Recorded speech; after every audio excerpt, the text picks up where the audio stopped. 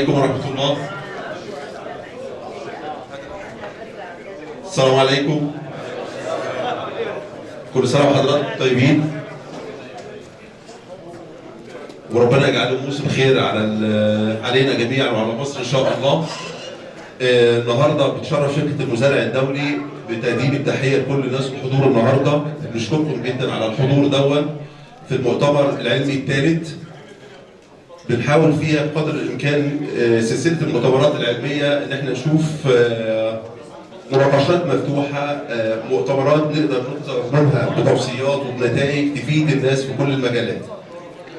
النهارده في المؤتمر الثالث بالتعاون مع شركه UAS الأمريكية و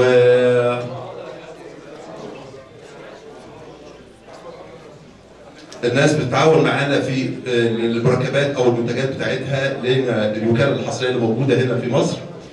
فبيمثلها النهارده الاستاذ مستر مارك، ده الراجل رئيس مجلس الاداره هناك، وبتعاون معاه جبنا دكتور ديفيد ساسيفيل، وده محاضر في جامعه ميسوري وتخصصه هي تغذيه النبات عامه. والراجل طبعا ليه من المؤلفات والمباحثات، يمكن الهاند بوك اللي ناس كتيره معانا بتستخدمه او بتتكلم عليه، ده من اهم الاعمال اللي كانت موجوده معاه في العناصر والتغذيه والعلاقات ما بين العناصر المختلفه. والنهارده ما حبيناش نكون اكثر تخصصا في محصول معين، لان الظروف دي بتمر على كل الناس، الساده المزارعين، مزارعين الموالح، العنب، الخضار، البطاطس، كل حاجه، وهو في الاول وفي الاخر نبات وبيتغذى على مجموعه العناصر اللي موجوده. فبنحاول النهارده في ظل الظروف الاقتصاديه الصعبه اللي بنمر بيها ازاي نعمل مانجمنت كويس لاداره العناصر التغذيه والاستفاده المثلى من كل جرام نقدر نضيفه للزرع ويستفيد منه. بالاضافه للمتغير الاساسي وهو موجود عندنا التغيرات المناخيه اللي موجوده. فبنشكركم على الحضور ونتمنى ان شاء الله باذن الله تعالى نقدر نقدم حاجه جديده وحاجه مفيده لينا كلنا. ان شاء الله الدكتور ديفيد هيبدا محاضرته النهارده، هيساعدنا في الترجمه. لو سمحتوا يا جماعه، هيساعدنا في الترجمه المهندس خالد الشاذلي. ليه؟ فانت عارف لما بيبقى الموضوع فيه ترجمه شويه بيبقى محتاج تركيز شويه، معلش عشان الهدوء عشان نقدر نستفيد ونطلع بمعلومه. ان شاء الله نتلقى الاسئله والحوارات، اللي عنده اي سؤال او مناقشه اثناء المحاضره ممكن نكتبه على ورقه ونقدر نخلي الراجل يتكلم معاه. بقيه الكلام طبعا احنا مش هنحاول ناخد جزء للمزارع الدولي او للمركبات في الوقت ده. الجناح موجود تحت فيه كل المركبات، لو في اي استفسارات عن المركبات عن الكلام ده كله نقدر نتقابل تحت في الجناح ونقدر نتكلم باستفاضه عن كل المركبات وعن كل المنتجات اللي موجوده لينا في السوق. فنتمنى التوفيق للجميع ونتمنى الانصات، وان شاء الله ربنا ينفعنا بالعلم ان شاء الله دايما. وشكرا للحضور مره ثانيه. دكتور ديفيد.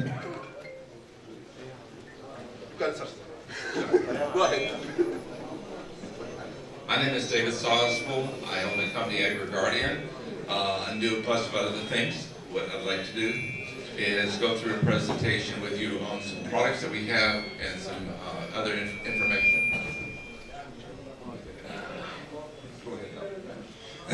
دكتور ديفيد هو موجود النهارده معانا وهيدي محاضرة عن التغذية، هنتكلم فيها على بعض المركبات اللي موجودة عندهم وبعد كده في آخر المحاضرة نبدأ نتناقش في الماتيريال اللي احنا اتكلمنا.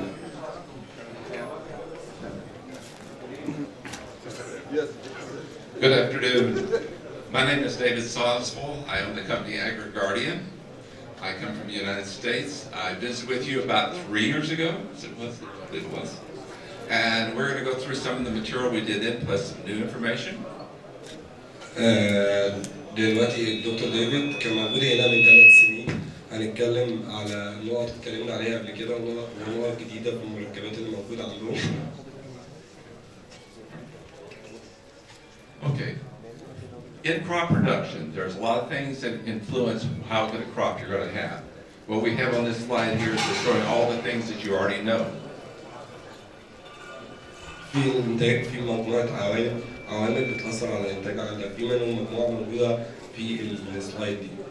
Okay, these include rainfall, sunshine, diseases, insect, hail damage, and soil pH, soil nutrients.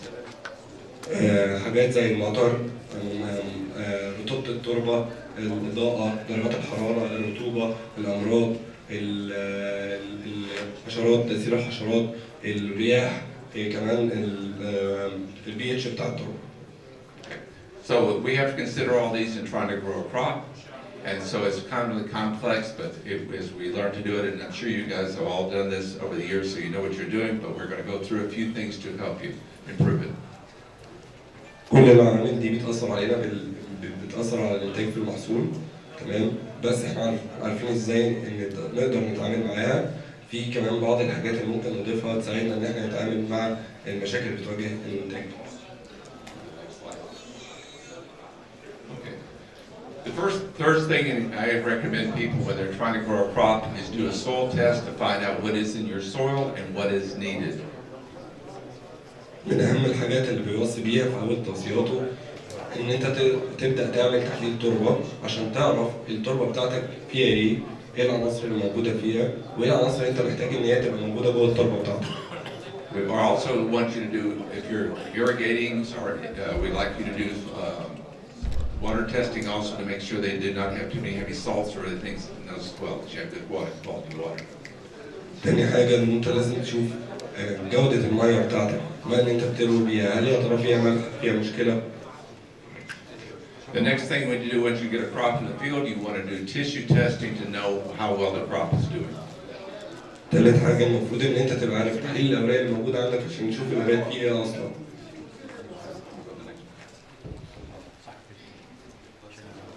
All right. I'm also the author of a book called Plant Analysis Handbook. That's this little book right here. It has 1,400 crops in it. And what it gives in here, it gives you the nutritional standards that you should have for what the crops to grow in here. And also goes into explaining the individual nutrients and what they have or what they require for crop production. Where this is important is that you want to know where, when you do a tissue test or soil test, where you are to be sure to get a good quality crop. هو الكاتب لكتاب بلانت اناليسيس، تمام؟ والكتاب ده فيه تقريبا زي 400 محصول كاستشاره، يعني كطريقه جايد لاين ان انت تقدر تعرف النبات بتاعك محتاج ايه، تحليل الورق، ازاي تاخد عن التربه ايه اللي موجود عندك، ايه اللي انت هتحتاجه للنبات بتاعك. Okay, this is an example of deficiency ranges for grapes. Understand that you grow quite a few grapes here. When you do a soil test or tissue test, this has to be tissue test. We want soil test first, but we do a tissue test. This one's table grapes. And it tells you the range of each of the nutrients. لو جينا بصينا دلوقتي ده تحليل اوراق كامله للعنب. هو عارف ان مصر بتنتج عنب كتير، فده تحويل اوراق كامله ايه اللي موجود جوه النبات او ايه اللي المفروض يبقى موجود جوه النبات. بس المفروض الاول تعمل تحليل تربه عشان تعرف ايه اللي موجود عندك، وبعد كده تحليل النبات ده النوع بتاعه والمتوسطات الموجوده عنده للورقه كامله مش للبتلات بس. In grapes, you pull the first, you have a vine, you pull the first fully expanded leaf. That is what you pull the sample. They talk whole leaf, but you want the newest fully expanded leaf is what you pull. نقطة مهمة أوي، التحليل ده أو النوع الموجود ده أو الثوابت اللي موجودة دي موجودة لعينة ورق كاملة مش عينة أعناق. This is the same information we have in the book there. This is actually an excerpt from the book. So it shows you the nitrogen, phosphorus, potassium, calcium, magnesium, sulfur, iron, manganese, boron, copper, zinc, and molybdenum. Those are all the fertilizer nutrients that are required for you to grow a good crop. دي الصورة اللي قدامنا دي صورة المتوسطات اللي المفروض تبقى موجودة عندك في عينة الأوراق بتاعة العنب اللي موجودة جوه النبات. الصورة دي متاخدة من الكتاب أو المعلومات دي متاخدة من الكتاب، بس ليه ورقة عنب كاملة مش ليه أعناق أوراق بس، ليه الشكل كامل فيها كل العناصر المفروض إن احنا نكون بنسميها. So in addition to a soil test, if you really want to do a good job and maximize yields, you want to do both soil test and tissue test. عشان تعظم من استفادتك او ان انت تقدر تحط معلومات سليمه لازم تكون عامل تحليل اوراق بشكل كويس او تحليل تربه بشكل كويس. This is the same except this is for citrus, oranges, grapefruit, so forth. ده نفس الفكرة، دي المفروض النسب والعناصر اللي بتبقى موجودة جوه تحليل الأوراق، بس المرة دي بدل الأعداد دي في الموالح. Okay. Again, what we're looking is we want to match the soil test and the tissue test to be able to determine what you need in terms of applying it, the nutrients that you apply. ده المفروض ان انت يبقى عندك الحد الاقصى اللي موجود في التربه قد ايه، والحد الاقصى اللي موجود جوه التحليل الاوراق قد ايه. Also, that most people assume that if the soil test is high, the tissue is high. Or if it's low, it's going to be low in this tissue as well. كله بيبقى فاكر لو تحليل التربه عندك فيه عناصر كتير ده معناه ان تحليل الاوراق فيه عناصر كتير، لكن لو تحليل التربه فيه عناصر قليله يبقى تحليل الورق يبقى فيه عناصر قليله. That's not always the case. This is happens quite often where the soil test is high, but the nutrients are not getting into the plant, so the tissue is low. بعض الأحيان أنت ممكن تكون التحليل التربة بتاعك كويس جدا، فيها نسبة عناصر كويسة جدا، تمام، لكن ما بينعكسش على الأوراق، الأوراق ما بيبقاش فيها نسب العناصر الكافية. And the same token, the soil can be low, but the tissue still have plenty in them. So you need soil test and tissue test to truly know what's going on with your crop. وساعات يكون تحليل التربة عندك ضفير التربة فقيرة جدا، وتيجي تبص على تحليل الأوراق تلاقي تحليل الأوراق نسب العناصر فيه كويسة جدا، عشان كده مهم جدا إن أنت تعمل تحليلين، تحليل التربة تشوف إيه العناصر الموجودة فيها، وتحليل الأوراق تشوف إيه العناصر الموجودة فيها.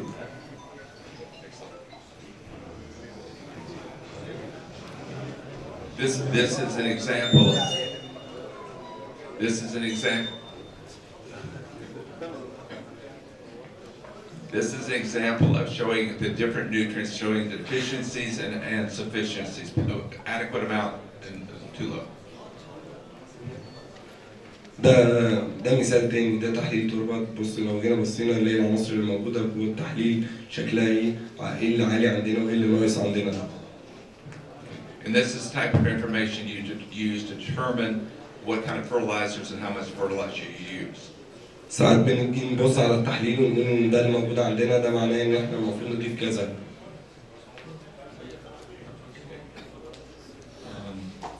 This one is showing tissue. This is tissue. Tissue test is actually the plant tissue, and this is showing the comparison of what same trees or same crop before, but this is the tissue compared to the soil test. لو جينا بصينا التحليل الاولاني كان فيه النسب فيها عناصر كتير قوي موجوده عاليه في التربه، لكن لو جينا بصينا دي تحليل اولاني لنفس النبات اللي موجود في نفس التربه، لو جينا بصينا على النواقص هنلاقي ان في حاجات كانت عاليه في التربه رغم كده لسه موجود ان هي قليله عندنا في تحليل الاوراق. And you will notice they don't always match. وفاكرين دايما ان ممكن يكون الاثنين متشابهين، لكن الاثنين مش بيبقوا متشابهين. تحليل التربه بيبقى فيه عناصر، لكن تحليل الاوراق بيبقى فيه عناصر ثانيه، لازم ناخد في اعتبارنا العاملين تحليل التربه اللي موجود وتحليل الاوراق. Take it back one. Take it back so you can see it here and show the difference in the forward. لو جينا بصينا كده هتلاقي ان المغنيسيوم مثلا في الصوره الاولى المغنيسيوم جوه التربه عالي جدا، لكن في الصوره الثانيه هتلاقي ان المغنيسيوم قليل جدا جوه عينه الاوراق. لو جينا برضه بصينا هتلاقي الحديد عالي، البورون عالي موجود جوه التربه، بالرغم من كده ان البورون قليل موجود جوه النبات. يعني مش معنى كده ان التربه بتاعتك غنيه بعنصر ان ده العنصر ده متاح او هيبقى موجود جوه النبات.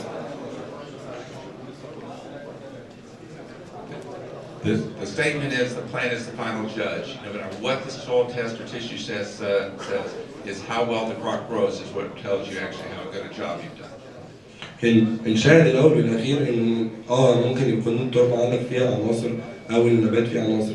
مين الحاكم اللي بيقول ان النبات محتاج ايه؟ النبات هو الوحيد اللي حاكم على ان هو محتاجه. But be sure to use both. It gives you the most accurate fertility programs by using both tissue and soil test. عشان تاخد احسن برامج تسميد او تقدر تعمل اكتر برامج تسميد كويسه لازم تحط في اعتبارك العنصرين، تحليل الاوراق مهم جدا، تحليل التربه مهم جدا. Again, these are all the nutrients we've already showed it once before. All the ones that are needed, both macronutrients and micronutrients.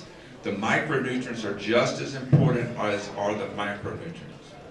دول العناصر الصغرى والعناصر الكبرى. لو جينا بصينا العناصر الصغرى مهمة جدا إن هي تبقى موجودة بنفس أهمية العناصر الكبرى. Okay. Now this shows the mobility of nutrients within the plant. This is because plants just because you put them on, as say spraying them on, some of them will go move very quickly, some do not. But what happens is if it moves slowly, you have more problems with it and it shows the symptoms. As an example, if they move very rapidly, they're going to show up in the older leaves, symptoms of deficiency. دي العناصر وقدرتها على التحرك. في بعض العناصر اللي عندها قدرة على التحرك عالية، وفي عناصر متوسطة القدرة على التحرك جوه النبات، في عناصر ضعيفة التحرك. لو جينا بصينا إن مثلا في العناصر السريعة التحرك حاجة زي النيتروجين، هتلاقي إن دايما أعراض نقصه بتظهر على الورق القديم، لأنه في الورق الجديد بيبدأ يتحرك يروح للورق الجديد. In the middle group here, these all the deficiency shows up the whole plant at the same time. أما عن المتوسطة الحركة هتلاقي إن العنصر بيبين نقصه على النبات عامة. And then the ones in younger leaves are these ones that show the young leaves. They show up very quickly, very early in the plant. أما العناصر بطيئة الحركة وعديمة الحركة هتلاقيها دايما إن هي بتظهر على أعراض نقصها على الورق الجديد.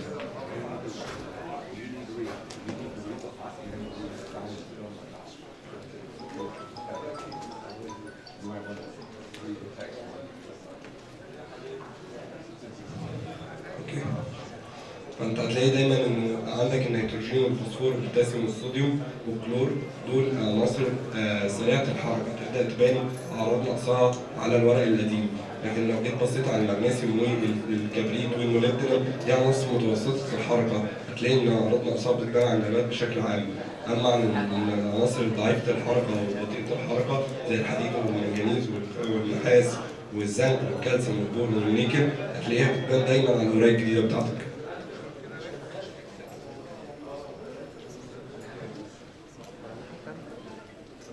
All right, NPK. Those are all mobile nutrients, and so they tend to move out of the older leaves, and you'll end up like in this case with this is corn, maize. The nutrients are moving up to the top plant because they're mobile. So NPK are mobile. لو جينا بصينا على حاجه زي العناصر الكبرى الام بي كي، هتلاقي ان الام بي كي دايما عناصر عندها القدره اللي هو النيتروجين والفوسفور والبوتاسيوم، عناصر عندها قدره كبيره على الحركه. فدايما في حاجه زي مثلا الذره هتلاقي ان العناصر بيظهر نقصها على الورق القديم.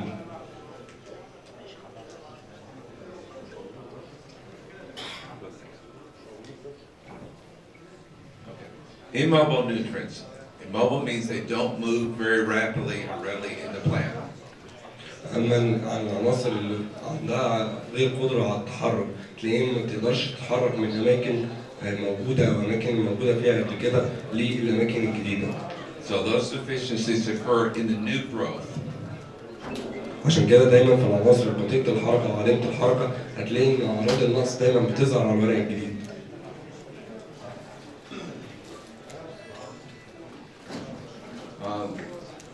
In certain crops like beans, you have manganese and iron deficiencies, and they are going to tend to be covered through the whole plant, the whole leaf. The young leaves the whole leaf will show it.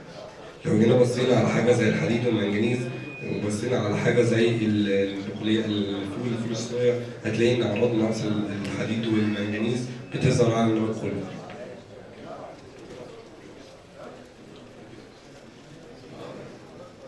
This one is magnesium deficiency, and this happens to be mangoes.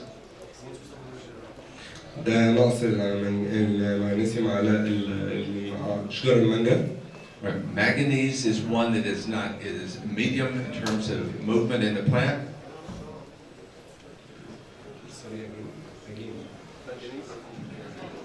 Again. Magnesium. المغنيسيوم هتلاقيه ان هو بيظهر على الورق كله عشان هو متوسط الحركه، بتظهر على النبات كله.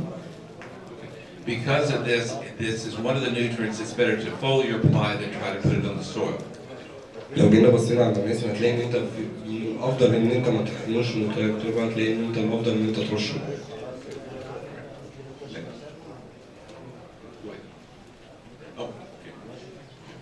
All right, high yield programs. All of you want to make high yield, so you make high profits. كلنا عايزين نعمل إنتاجية عالية عشان نقدر نجيب عائد مادي كويس. When you're doing this, you want to test for all the nutrients, both macronutrients and micronutrients. عشان تعمل كده لازم يكون عندك كل العناصر سواء عناصر كبرى أو عناصر صغرى. And any one of these nutrients is low, including like boron, which needs a very small amount, can still affect your yields. حتى لو انت شايف انه العناصر الصغرى مثلا انت محتاج منها كميات قليله قوي، بس برضو ان انت هتاثر عليك على الانتاجيه بتاعتك بالسبب. And we're also, we already mentioned soil tests. Ideally you want to have soil tests, tissue tests, and if you're irrigating, the testing of the water as well. برضو عشان تعلي الانتاجيه لازم يبقى عندك خلفيه عن ايه اللي موجود عندك في التربه، او اللي موجود عندك في التربه، تحليل تربه، تحليل اوراق، وتحليل ميه. In addition to normal fertilizers, there are a lot of products out now that contain biostimulants. كمان غير التسميد اللي انت بتحطه العادي الاساسي، في بعض المحفزات اللي المفروض ان انت تبدا تضيفها. Biostimulants typically derive from living organisms. They contain compounds that stimulate the plant's growth or help defend it from disease. بعض المحفزات دي بتحمي النبات من الامراض، بتساعد النبات ان هو يتحسن بشكل اكتر. You can also apply what we call natural, this is biological as well, to compounds that can help defend off diseases and prevent other problems with crops. بعض العناصر الطبيعيه اللي انت تقدر برضه تضيفها تحميك اكتر من الامراض.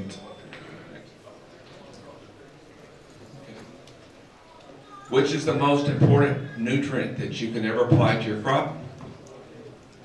ايه اكتر عنصر المفروض ان النبات محتاجه؟ Is the one that's lowest, the one that's deficient. هو اللي بيحصل فيه النقص او الابطأ اللي ممكن يحصل فيه نقص. And that's the reason why you need to do testing so you know which ones are the lowest and which ones are limit your crop.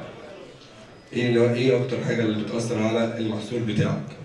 If you're putting down a lot of nitrogen and you don't test for it to find that, and more, you say it's not yet, it's yellow, the crop is yellow, and you say, well, let's put more nitrogen fertilizer down. That may have no effect on the yellowing. It may be something else, so you need to do the testing to know if you're putting fertilizer down, you're putting down the right one. لما النبات عندنا بيصفر بنبدا نقول ان هو محتاج نيتروجين، ونبدا ان احنا نقول ان احنا محتاجين نيتروجين اكتر. لو النبات اصفر ده مش معناه ان فعلا النبات محتاج نيتروجين. الحاجه الوحيده الحاسمه في الموضوع ده ان يبقى عندك تحليل ورق عشان تعرف ايه اللي ناقص عندك تبدا تضيفه.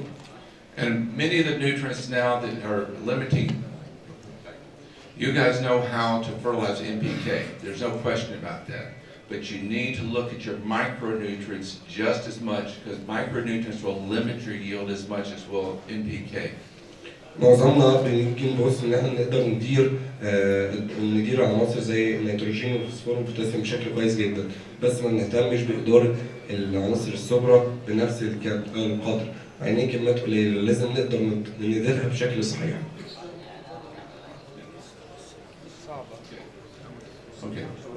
This is showing, this happens to be, I believe this is rice actually, well not rice, it's wheat. What it's showing is, it's showing here that we have ones without foliar nutrients. This is just soil nutrients. This is going back to the foliar nutrients, and we can even include biostimulants as well. لو جينا بصينا على الصورة دي، ده صورة قمح، الصورة مقسومة اتنين أو النصين جنب بعض، ده نص معتمد بشكل أساسي على العناصر اللي موجودة في التربة والتسميد بتاعنا، النص التاني بدأنا إن احنا نحط له رشات مغذيات ومحفزات. Okay. With the putting foliar nutrient down, one of the benefits is if you can do this after you get the tissue test, after the crop is up, to find out what you need and put down what's based on the test tells you. كمان واحدة من المميزات ان العناصر الصغرى تقدر انت تضيفها، او العناصر تقدر تضيفها بعد ما تعمل تحليل الاوراق، تقدر ان انت ترش بشكل كويس عشان تقدر تعالج المشاكل اللي جات لك في تحليل الورق. Okay, the reason why we like to use some foliar nutrients, because there may not be enough nutrients in the plant to begin with. ليه هنبدأ نرش العناصر؟ واحد من أهم الحاجات إن ممكن ما يبقاش عندك العناصر الكافية جوه النبات. The soils may not have the nutrients to begin with. ممكن يبقى التربه بتاعتك فقيره بالعناصر دي او العناصر اللي موجوده جوه التربه اللي المفروض تضيفها مش متاحه. And even if they're there in the soil pH or other factors may limit their availability to the crop. كمان حتى لو العناصر بتاعتك ممكن تبقى موجوده في التربه بشكل كويس جدا، بس البي اتش قويه التربه او جوده التربه بتاثر بالسلب على امتصاص العنصر ده. So even though there may be plant nutrients available, that you can still have deficiencies and the plant can't take it up. ممكن كمان النبات ما يبقاش بيمتص العناصر دي بشكل كويس. All right. Another thing about micronutrients is, or any nutrients, matter of fact, if you put them at the young stage, doesn't mean that they're going to be enough for them when it gets larger. غلطة كتير كلنا بنعملها، ممكن تكون ان انت بترش العناصر الصغرى بتاعتك في مراحل صغيره من النبات مقتنع ان هي هتفضل موجوده عندك لغايه ما النبات يكبر. لا، هي انت بدل رشتها وهي صغيره تمام، بس لما تكبر هتبقى محتاجه تاني. So you may have to make more than one application. عشان كده يفضل ان انت تبدا تعمل اكتر من معامله. I was raised on a peach orchard.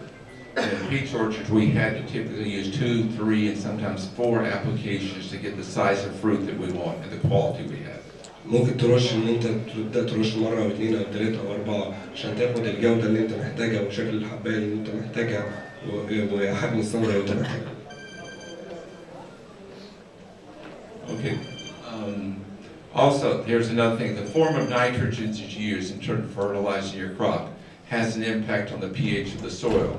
If you use ammonium-based fertilizers or urea, what it can do, it can cause the pH of the go down.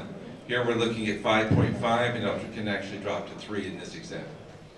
طيب لو انت بتشتغل او حاجه ممكن تاثر على بي اتش التربه بتاعك هو نوع السماد اللي انت بتستخدمه، السماد النيتروجيني. معنى ان انت لو انت مثلا بتسمد التربه عندك 5 و5 وانت بتسمد حاجه زي اليوريا، ده معناه ان هي هتخفض لك البي اتش لغايه 3.5. And the other condition is if you use nitrate nitrogen, it can actually raise your pH in the soil. على النقيض لو انت بدل ما بتسمد يوريا بتسمد نترات، كل ما تعمل ان هي ترفع البي اتش. لو البي اتش عندك 6 ترفعه لغايه 8.5. This will even work similar to liming, but you don't want to depend on this strictly for it. You want to use liming if the pH is very low. واستخدامك لو انت قادر تحدد انت بتشتغل بايه هتقدر تشتغل على ان انت تعالج التربه بتاعتك ازاي. Okay, this is showing the pH in terms of the range and the various nutrients. The wider the bar means they're more available, the narrower the bar means less available. And it has your nitrogen, phosphorus, potassium, sulfur, calcium, magnesium, iron, manganese, boron, copper, and zinc, and zinc, and molybdenum. طيب واحدة من النقط المهمة جدا ودي لازم نركز فيها في التحليل، تأثير البي اتش بتاعتك أو التحليل التربة بتاعك البي اتش بتاعك قد إيه؟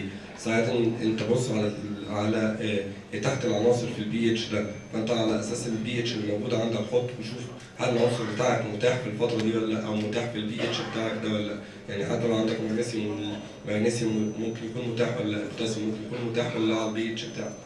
We'll talk about this one, molybdenum, again later. But it's the one nutrient that most people don't use, and the fertilizers dealers don't want you to use it because you need more nitrogen fertilizer if you don't have good molybdenum. كمان لو عندك نسبة molybdenum موجودة في التربة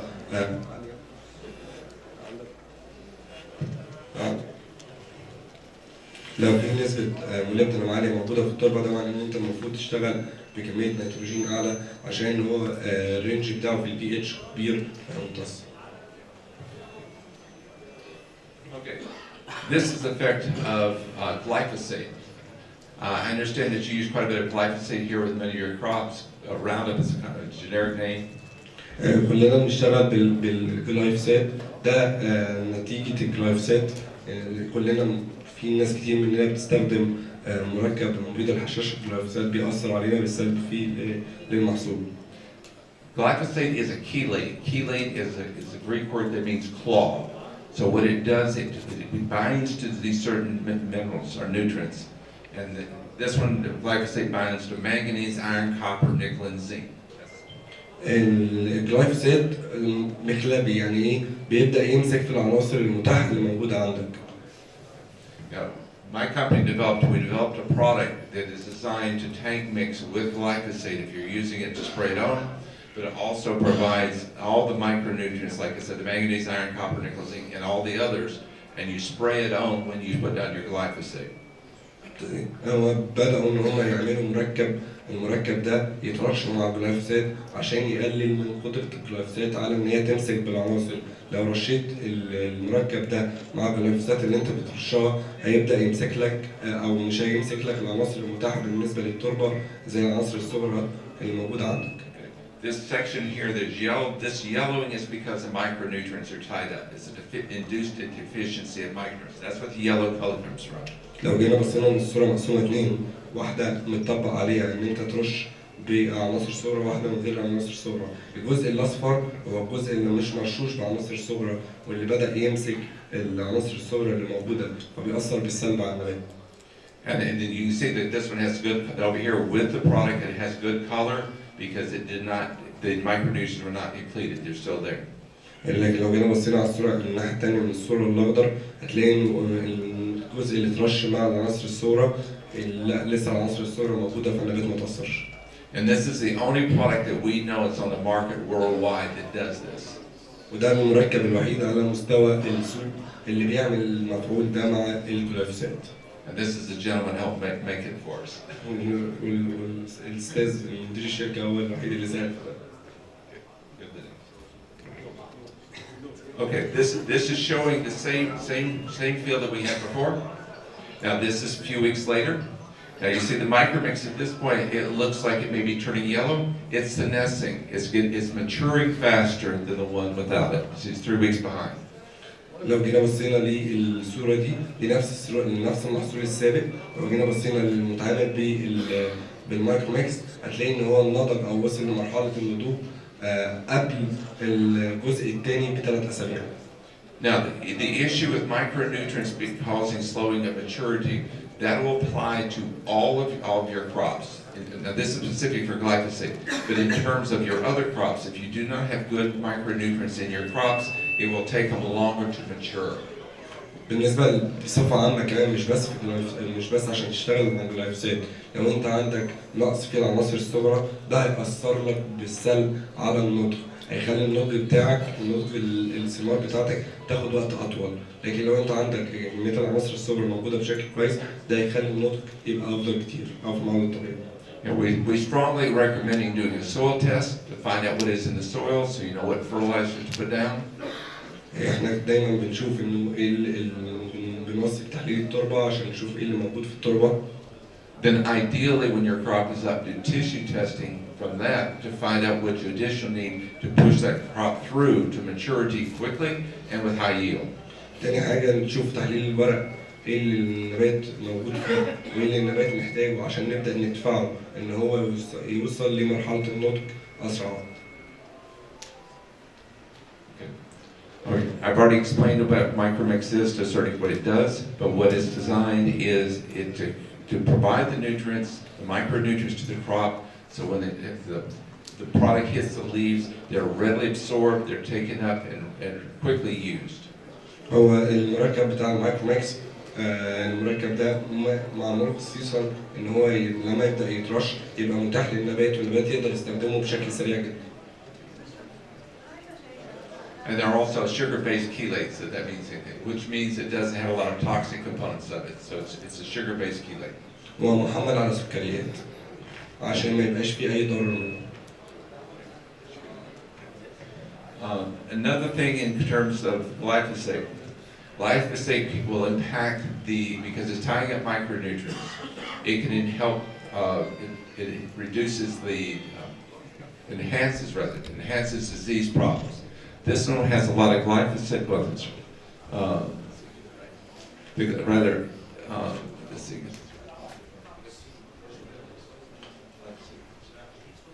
It's backwards. This one's wrong. Okay.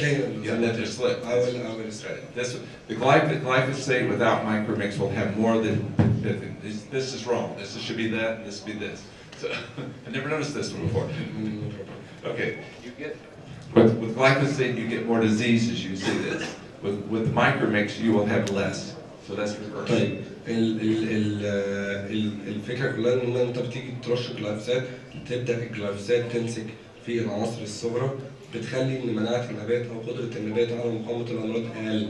فانت لما ترش معاها عناصر صغرى او مركب زي المركب الموجود مايكرو ميكس، ده هيخلي ان قدره النبات على التحمل الامراض افضل كتير.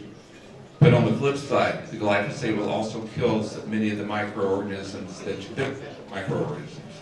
تاني حاجة الجلايفوسات كمان بتقتل كتير من المايكرو اورجانيزم اللي هي الأعضاء الحيوية اللي ممكن تهاجم الفطريات بتاعتها.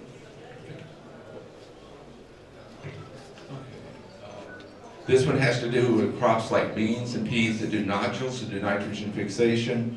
When you use the micromixes, you will have higher root weights. You'll also have larger nodules when you have this available because they need the nutrients in it. مع استخدام العناصر الصغرى المركب بتاع المايكروميكس، هم بدأوا يلاحظوا إنه في النباتات البقولية بيبدأ تزيد حجم الجذور وبيزيد وزن الجذور بيزيد وكمية البكتيريا العقدية بتزيد. This one again is showing micronutrient effects on diseases. You have root diseases when you have the micromix because of the zinc and the copper. They help suppress diseases, showing a reduction in diseases here. And also the number, but the yield response, in this case is pods we're talking about, will increase there. كمان لما تبقى موجودة العناصر الصغرى بشكل كبير، حاجة زي الزنك والنحاس بتبدأ تقلل لك من الإصابات الفطرية الموجودة في الجدر. In other words, it increases yield.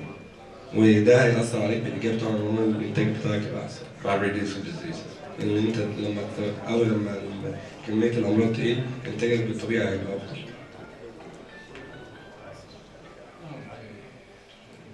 Now this has to be soybeans, and a crop that we grow in the U.S. quite a bit, where a lot of research is done. We're showing that we use a control. This is the yield, 60 bushels per acre. And then when we use 8 ounces of the micromix, we increased it 9.3%, but when we put 16 ounces, it increased it by 12.8. هو لما بدأوا يرشوا بالمايكروميكس ده إنه عندك كمية الإنتاج بتزيد بشكل لما تضيف كمية منه تقريبا كمية منه، ولما تضيف ده في الكمية الكمية بتاعتك بتزيد، الإنتاج بتاعك بتزيد.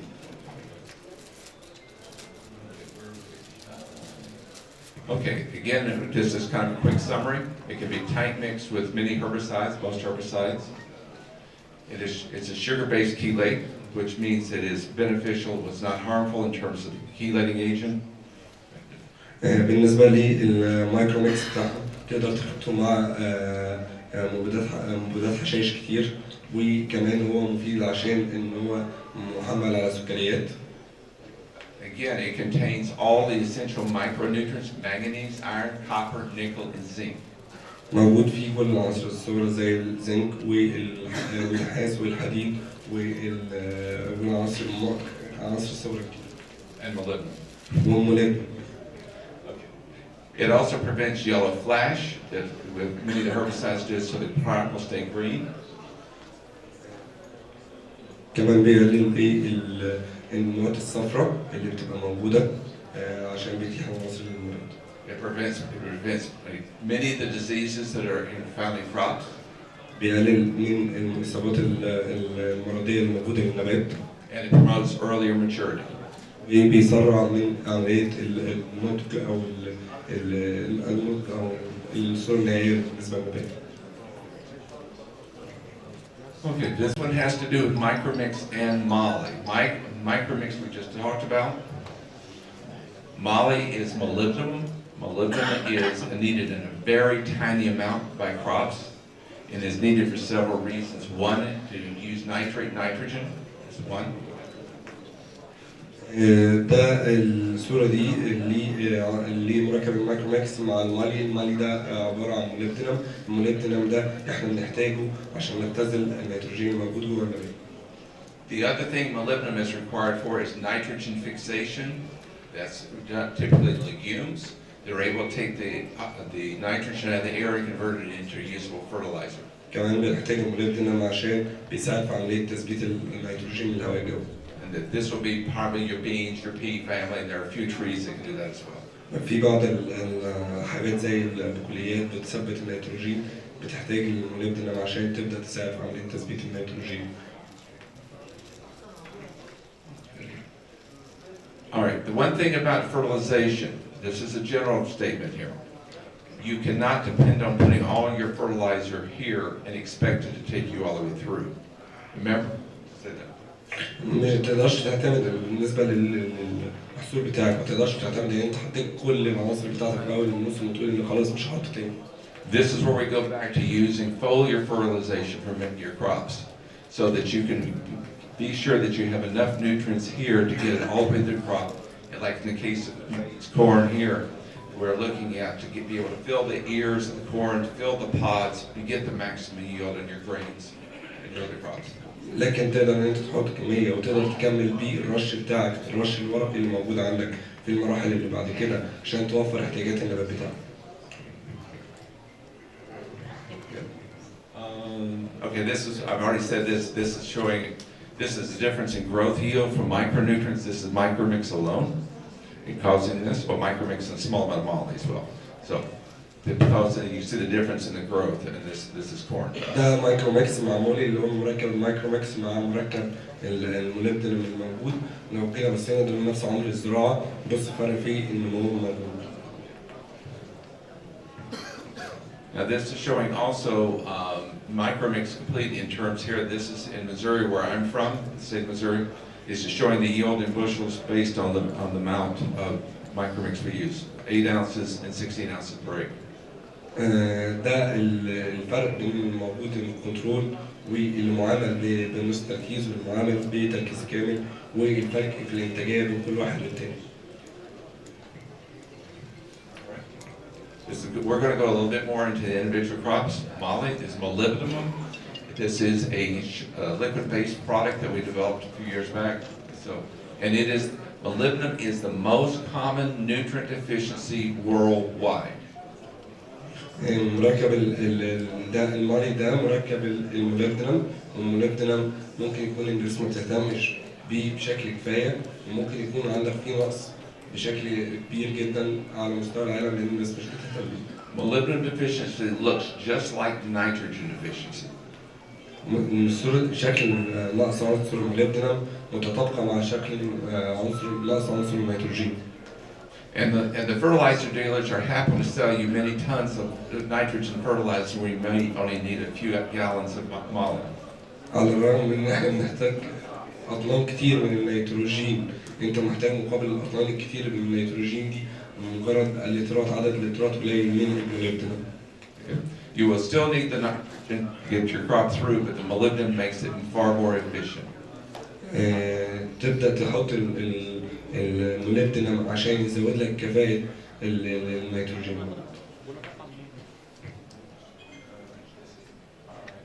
This is what the role of molybdenum is. It is required to be able to use nitrate nitrogen. So when you're putting your nitrogen fertilizer down, some of the nitrogen, regardless of the form, will convert it to nitrate. And so in order to be able to use the nitrate, you must have molybdenum in the plant to be able to use nitrate. لما تبدأ تضيف دي أدوار الموليبدينم، لما تبدأ تضيف النيتروجين بتاعك على صورة نترات، لازم يكون في محتوى من الموليبدينم موجود جوه النبات عشان يبدأ يبتذر. With the molybdenum, we normally use 4 ounces per acre. You can do the math. 4 ounces per acre. هو بيستخدم 4 ounces بس تقريبا الاونس ان هو تقريبا كده المعادله تقريبا لتر.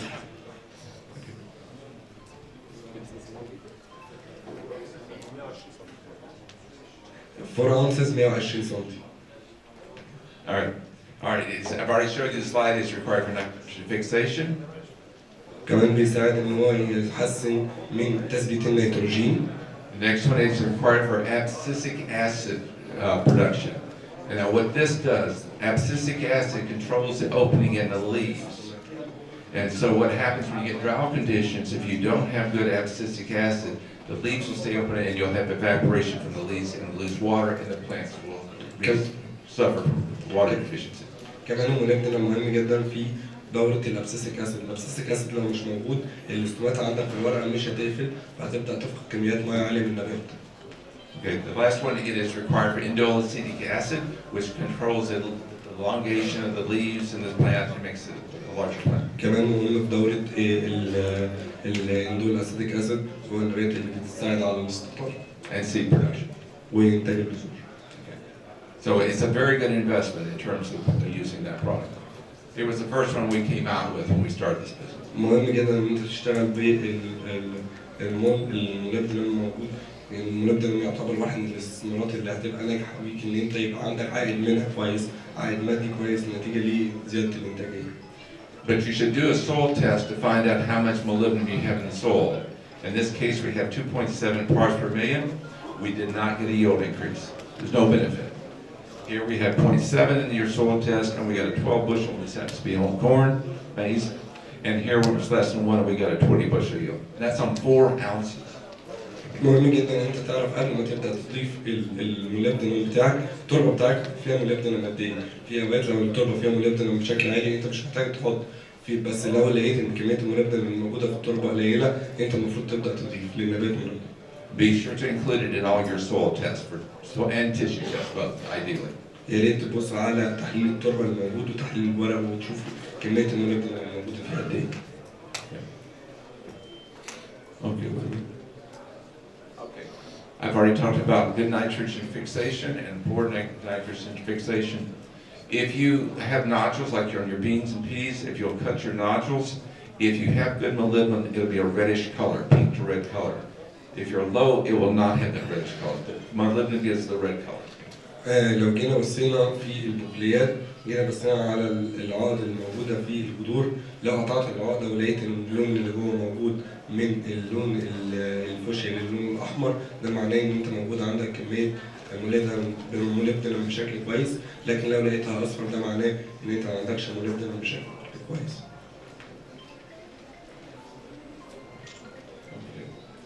Indole acetic acid, I've already talked about that a little bit. In terms of, but the indole acetic acid causes elongation of your ears, your pods. It gives a higher reproduction because of having more grain produced per head. الاندول اسيديك اسيد مهم ان هو بيعمل لك استطاله، هيديك استطاله للبرع بشكل كويس، هيزود لك المحصول. And so we're talking about small grains, of course. But also we need zinc as well in many of these crops to do the same thing. وبرضه اللي هيزود لك عدد الحبوب اللي موجوده في كوز الذره. مهم برضه ان يبقى عندك نسبه زنك كويسه زي ما يبقى عندك نسبه اندول كويسه. All right, then that's the next product that we came out with is called NutriBoost. NutriBoost is a foliar applied product. If you'll go to the next slide. This one we use in more quantity than we do the Molly product. And where we're looking here is this is the soil levels. We're showing the levels of the different nutrients we find in a soil test. Now this has been my Iowa. As you can see, we're low in ammonium and a few of the micronutrients, but these are higher. لو جينا بصينا للمركب الميلوكلوم ده موجود عندهم المركب في بالصوره اللي بتبين ان نسبه العناصر القليله موجوده في النيتروجين والموليبدينم تقريبا. Now this is a soil test, so if you're making your decision strictly on soil test, go to the next slide. بس ده اللي فات ده كان تحليل التربه. You're depending solely on the soil test to give you recommendations. That was showing that it had adequate nutrients, but like this potassium, magnesium showed in the soil test it had plenty, but it's not enough getting in the plant. على الرغم ان تحليل التربه اللي فات بيقول ان التربه غنيه جدا بكل العناصر الا بعض العناصر القليله، لكن لو جينا بصينا هنا هنلاقي ان تحليل الاوراق عنده ان معظم العناصر الموجوده بشكل قليل. All right, NutriBoost is a potassium, magnesium, and sulfur, and this is showing what we're looking as the yield on corn. This is maize, showing the yield increase as we increase the rate to show that it actually does have an impact. لما بدأوا يضيفوا النيترو بوست بدأ يزود الإنتاجية تدريجيا من كمية الزرع.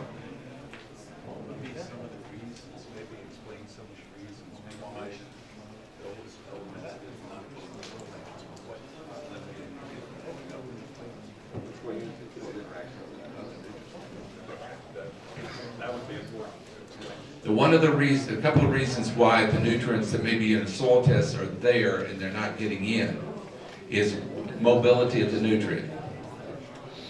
بعض الحاجات المهمة إن بتخلي عندنا عناصر موجودة في التربة لكن مش متاحة للنبات أو النبات ما بياخدهاش، هو مدى قدرة العنصر على التحرك. So they may not be able to take it up because they're not getting into the area, into the root system to take it up to the plant. ممكن العنصر يبقى موجود في التربة بس مش قادر يتحرك ومش هيروح ناحية جذر النبات عشان النبات يعمل له امتصاص. And by again foliar application, it gets it into the plant because it's taking up the leaves, so you're sure that the plant will have the nutrients it needs. لكن لو جينا بصينا ان انت لو عندك مشكله في العناصر فتوصيلها عن طريق الرش هيبقى اسهل كتير لان هي بتقع على الورق مباشره والورقه بتبدا تعمل لها امتصاص. Okay, soybean yields. This is just showing because with these products, this is foliar nutrient boost again. We're showing an increase. In this case, we got an 18.3 bushel increase on soybeans simply by applying this nutrient. It indicated that it wasn't getting enough of these nutrients, the potassium, magnesium, and sulfur. لما بدأنا نرش نترو بوست بدأ في محصول فول الصويا انه الانتاجيه بتزيد ب 18.3. This is just showing that late season, what happens if you don't have enough at the end of the season. That's one reason for foliar applying. It guarantees you have enough to get you through the season. Most people fertilize early and they may not apply much later, but by putting foliar over the top, we can ensure that we have enough in the plant to keep it going and producing carbohydrates and growth and yield that we want.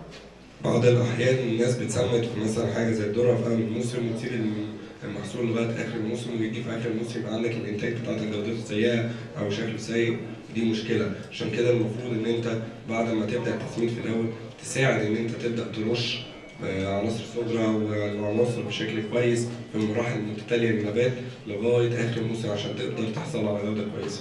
Again, this is potassium, magnesium, and sulfur is what it is in these. والمركب اللي هم رشينه كان بوتاسيوم ومغنيسيوم وكبريت. Okay, go ahead next. Okay, molybdenum we've already talked about. Let's see if we want to do anything else. Okay. From going into the soil, you have your nutrients available. Your soil test shows this. But when you have a deficiency in the plant, what causes it not to go up? Is it pH? Is it nutrient interactions? In that slide, what would cause that? Give us the effects of what would cause that nutrient interaction. Okay, number one, it's not there. That's the first one. Okay, but if it is there, then we need most nutrients are taken up in the sap, the liquid in the plant. Plus, also they're taking up the acids, dissolve them and bring them into the plant and take it forward. If it's not producing enough acids, the roots are not producing enough acids to be able to take that up, then you're not going to get good nutrient uptake. واحدة من الحاجات اللي ممكن تأثر عليه هو إن البي اتش التربة بتاعتك شكله إيه؟ هل يا ترى في وسط مناسب للعنصر بتاعك يقدر يمتص يقدر يخلي النبات يمتص العنصر بتاعك ولا لا؟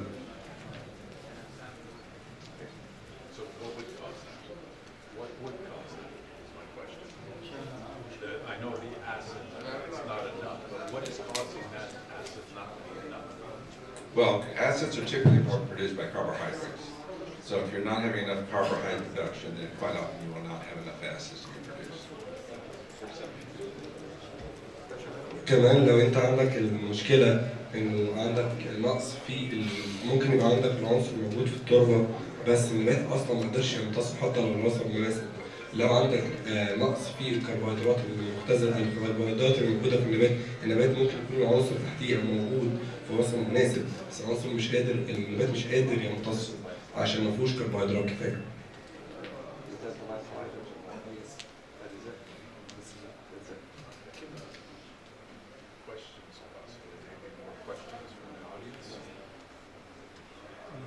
أنا في الحقيقة عندي معايا 4 أسئلة. Conclusion. السؤال الاولاني ازاي انا هخلط الجليفوسات بالعناصر الصغرى؟ خلي حضرتك هو بيتكلم على مركبه. ما ثواني. هو دلوقتي الجليفوسات ده مبيد عام ومش مبيد اختياري، يعني انا بقتل النبات. مين اللي هيستفاد من العناصر الصغرى؟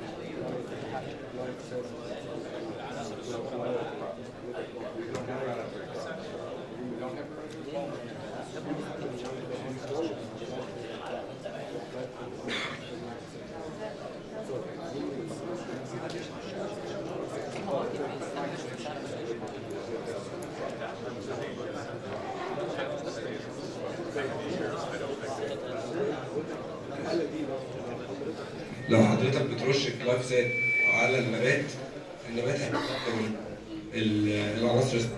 لو بترش الجلايفوسات على النبات، في بعض النباتات بيترش عليها الجلايفوسات، لكن لو ما بترشه في التربه على الحشائش، العناصر دي بتبقى موجوده في التربه، بتبقى متاحه للنبات يمتصها تاني. اللي انا رشيتها؟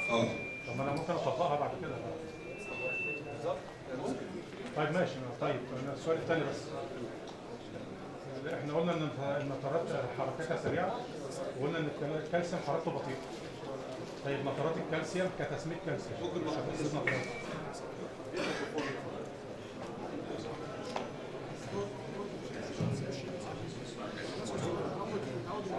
احنا قلنا ان النترات حركته سريعه، النيتروجين، والكالسيوم الحركه بتاعته بطيئه. سمات نترات الكالسيوم كتسميد كالسيوم، شق الكالسيوم اللي فيه.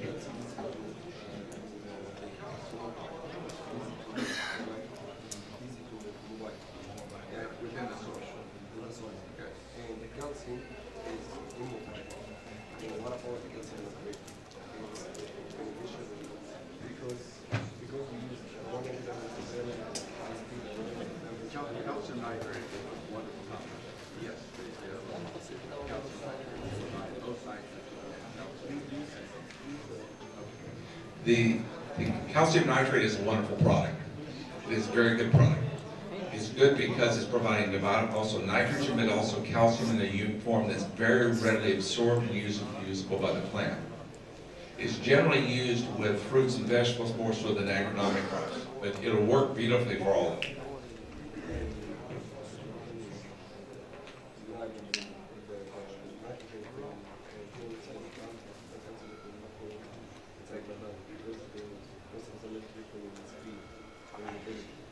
No, the calcium nitrate, calcium will go on the plant.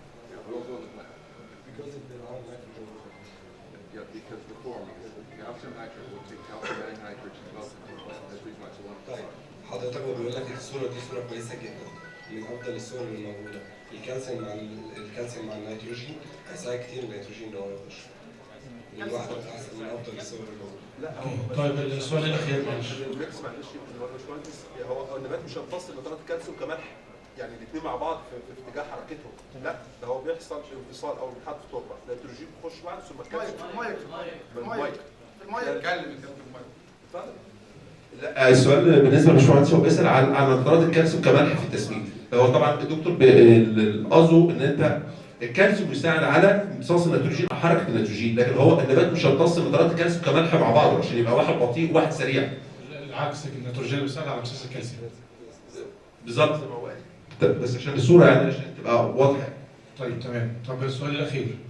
حضرتك احنا عندنا مشكله في الخرشوف، فاحنا حتى جايبين معانا كمل السؤال. انا اسف انا معلش. احنا ذكرنا الفرق بين النترات والامونيا كتاثير على بيئه التربه.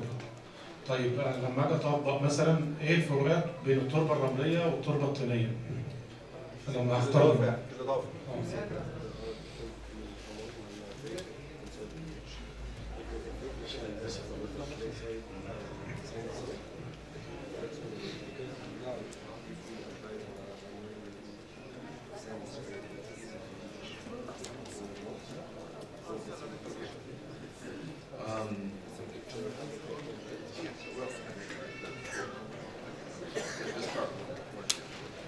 All right, this go through calcium. Okay. The calcium nitrate will leach. It will leach out of the soil. That is a concern. The ammonium nitrogen does not leach readily, but once it is converted in the soil, it breaks down the soil by microbes, it will leach. It's slower though. Calcium nitrate will leach readily. That's one of the negatives to it.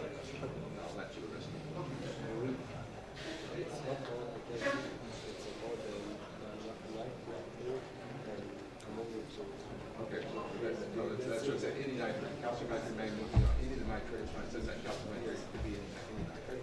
Any nitrate. More readily.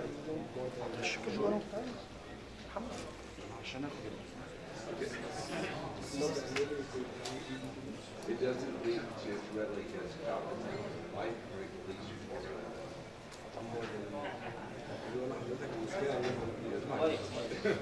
المشكلة إن النترات هتبقى سهلة البديل وأكتر لو مفيش أحياء ميكروبية موجودة عندك في التربة أكتر من الأول.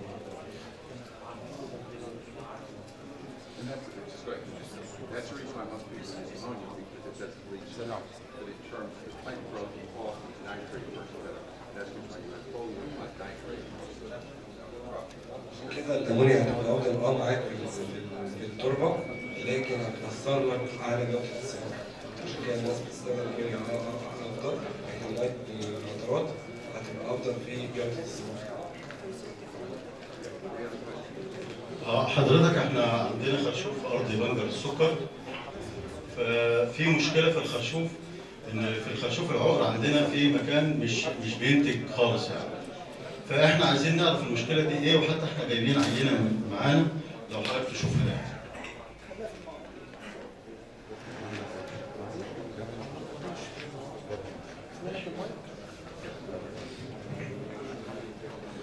باشمهندس خالد استاذنك، احنا ممكن الكلام ده في الجناح بقى، بحيث نعرض هنخلص المحاضره وننزل الجناح ونعرض المشكله كامله يعني.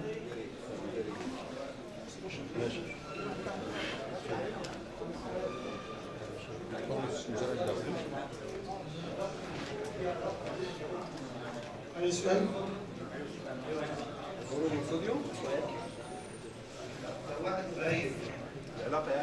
الثاني هيبقى قليل في التحليل، سواء نبات او ورق او تربه. السؤال التربه الطينيه كويس. خلاص السؤال ده ايه السؤال ده؟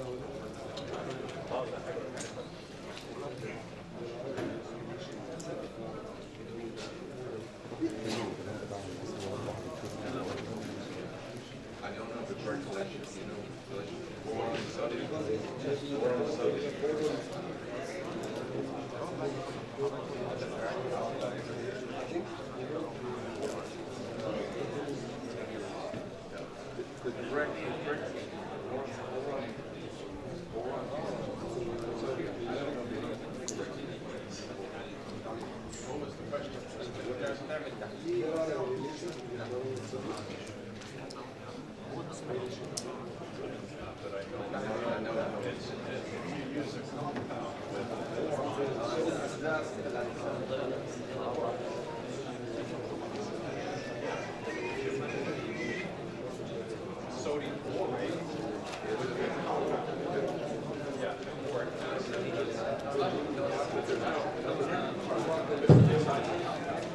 الموضوع معتمد اكتر على العنصر التسميدي اللي حضرتك بتحطه. في بعض المركبات اللي موجود فيها بورون بتبقى موجود معاها صوديوم، فالاثنين لو عاليين جوه النبات يعني لو الصوديوم عالي هتلاقي البورون عالي بسبب ان انت سميت النوع ده من العناصر. بس لكن في علاقه مباشره بينهم هم لا.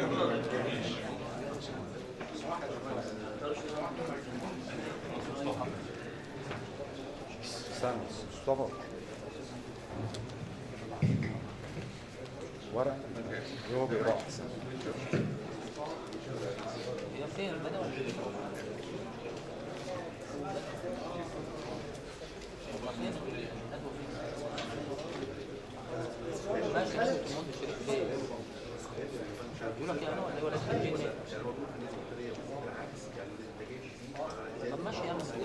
يعني تحليل ميكانيكي شغاله يعني لو قطاع نسبة الطين فيه عالية بتلاقي عناصر كتير انتاجية قليلة تفسير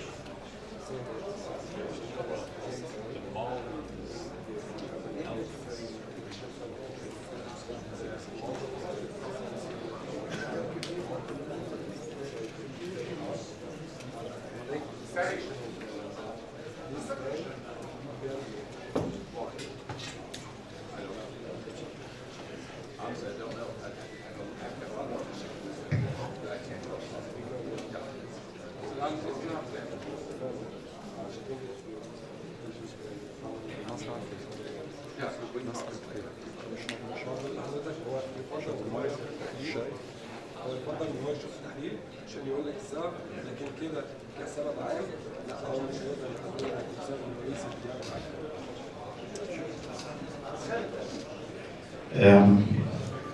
علاء نافع, technical lead at Twiba company. First things first, I'd like to thank your presence for being here with us. Such a great honor and such a great seminar. Actually, I have two questions, if I'm allowed. The first one is, how does micromix complete positively affect agrobacterium, the nodulation bacteria? You got it? How does micromix complete positively affect the nodulation responsible bacterium, agrobacterium general specifically?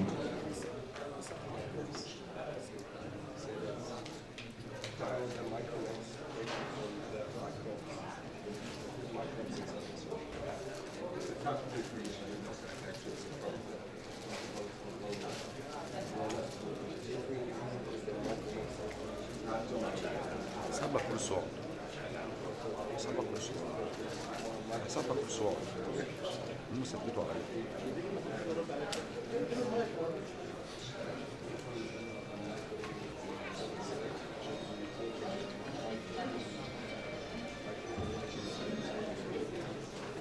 Right, when we put down the micronutrients, it will enhance the microbiology because the microbes still need the nutrients as well as the plants do.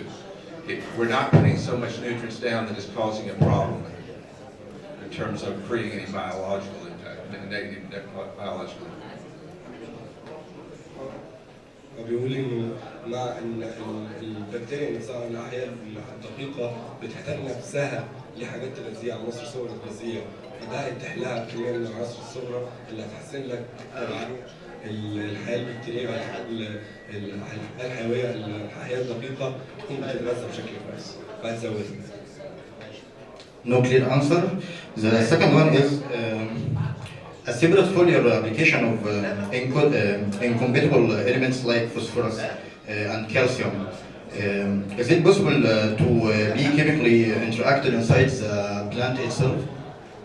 And if so, what is the perfect interval between two incompatible applications?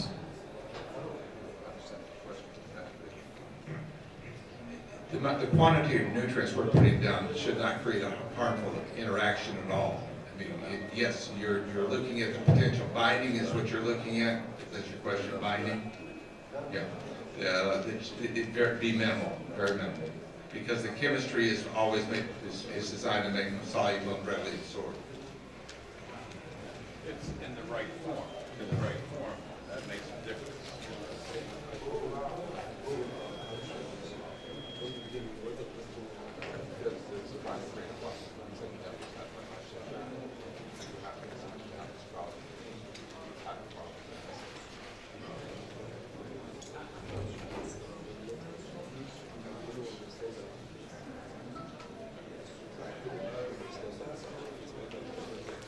Question is, when the is it bind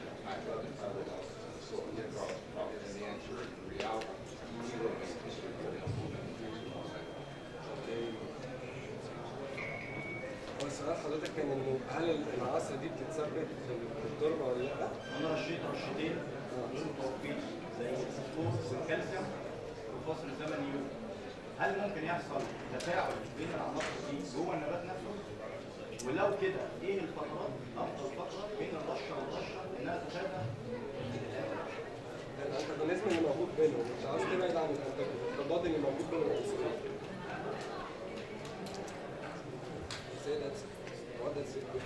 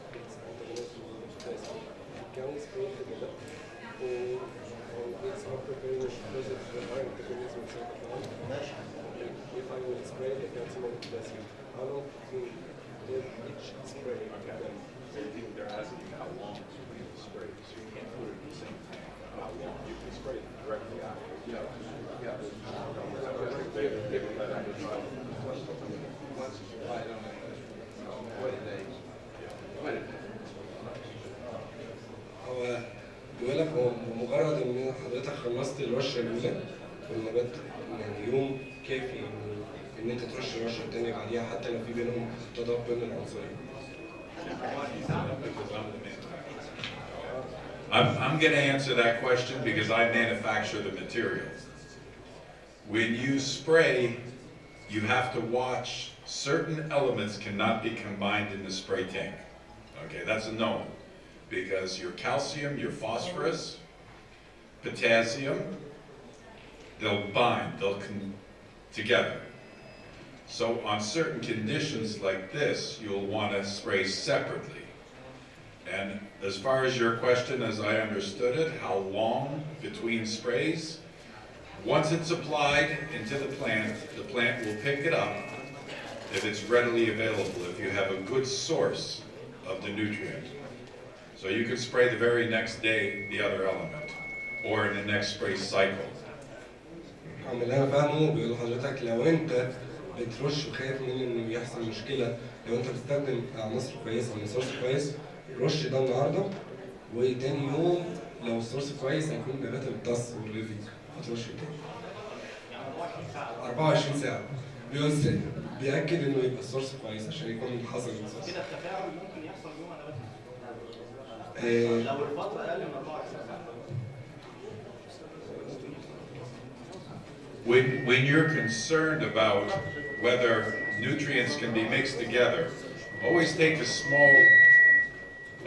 a small jar test and test before you put it in your tank. Before you put it in your tank, you want to do a jar test. But the most important element that you have to be careful of, calcium, phosphate. Those two, not good in a spray tank. Yeah, as long as it's not applied together in your tank. That was his question. Inside the tank. Inside the plant. And the plant is not going to, the plant will assimilate it. It's not going to hurt. Yeah. It's not like the tank. It's not the same. That's right. هو بيقول لحضرتك لا جوه النبات هيقدر يتعامل خلال 24 ساعه، يقدر ياخد دواء يتعامل بيه وده يقدر ياخد دواء تاني. المهم المشكله دايما بتبقى موجوده في التانك بالذات بين الكالسيوم والفوسفور. استاذنكم لو في اي اسئله تانية ناخدها في الجناح في المعرض عشان بس وقت القاعه.